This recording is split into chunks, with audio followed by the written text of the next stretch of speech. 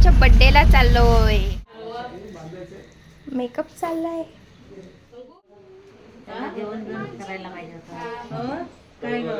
आणि तुमच्या लक्षातच नाही आमचा बर्थडे. तुम्ही येऊन गेला संध्याकाळी.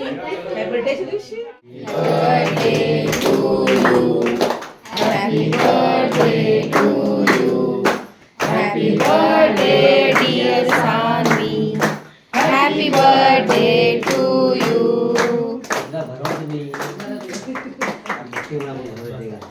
दोघांना पण जाऊ दे.